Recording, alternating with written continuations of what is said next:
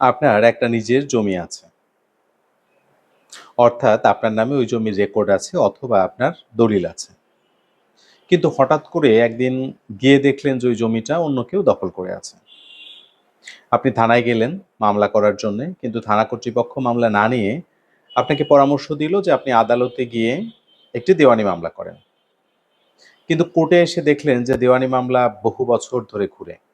অর্থাৎ বছরের পর বছর একটা দেওয়ানি মামলা চলতে থাকে। আজকে আলোচনা করব যে ৩ মাসের মধ্যে কিভাবে আপনি আপনার জমি দখল পুনরুদ্ধার করতে পারবেন। অর্থাৎ কেউ যদি আপনার বৈধ মালিকানাধীন জমি বেআইনিভাবে দখল করে বা দখল করার চেষ্টা করে, তাহলে ৩ মাসের মধ্যে আপনি কিভাবে সেই প্রতিকার পেতে পারেন। অর্থাৎ আজকের আলোচনার বিষয় ২০২৩ সালের ভূমি অপরাধ প্রতিকার ও প্রতিরোধ আইনের ৭ এবং ৮ ধারা। ৭ ধারাটা হচ্ছে কেউ যদি আপনার মালিকানাধীন জমি থেকে আপনাকে বেআইনিভাবে উচ্ছেদ করার চেষ্টা করে, তাহলে ৭ ধারার অধীনে আপনি মামলা করতে পারবেন।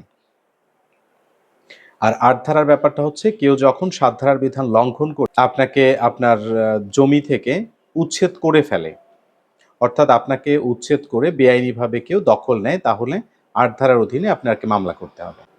৭ এবং ৮ ধারা ২ ধারার অধীনেই আপনাকে মামলা করতে হবে নির্বাহী ম্যাজিস্ট্রেট আদালতে। যেটা আমাদের কোর্টে এডিএম কোর্ট বলে পরিচিত। এডিএম কোর্টে আপনাকে মামলা করতে হবে।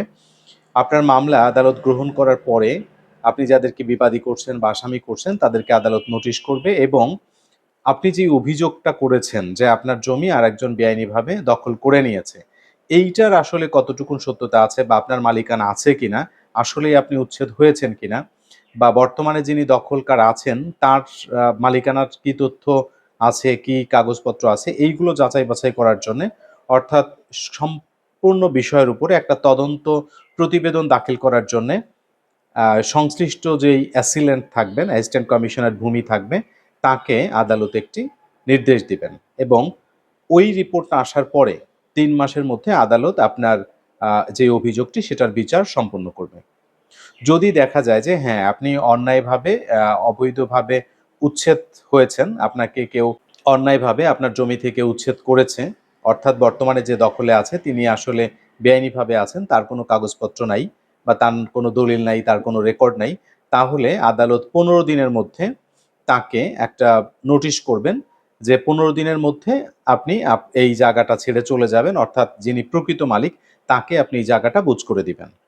যদি ১৫ দিনের মধ্যে তিনি স্বেচ্ছায় ওই জায়গা ত্যাগ না করেন, তাহলে আদালত আইন প্রয়োগকারী যে সংস্থা আছে সেই সংস্থার মাধ্যমে তাকে উচ্ছেদ করবে, এবং প্রকৃত যে মালিক, অর্থাৎ আপনি যদি প্রকৃত মালিক হন, তাহলে আপনাকে সেই জায়গাটা বুঝিয়ে দেওয়া হবে, অর্থাৎ আপনাকে দখলটা বুঝ করে দেওয়া হবে। পাশাপাশি আরেকটা বিষয় বলে রাখি, সেটা হচ্ছে যে এই যে আদালত রায় দিলেন বা আদেশ প্রদান করলেন, এই আদেশে কেউ যদি ক্ষতিগ্রস্ত হয়, অর্থাৎ মামলার যে ২ টা পক্ষ, একটা বাদী আর একটা বিবাদী, যেই পক্ষের বিরুদ্ধে রায়টা যাবে, অর্থাৎ যেই পক্ষ মনে করবে যে আমি এই রায় দ্বারা ক্ষতিগ্রস্ত বা সংক্ষুব্ধ, তিনি ওই রায়ের বিরুদ্ধে দায়রা জজ আদালতে রিভিশন দায়ের করতে পারবেন।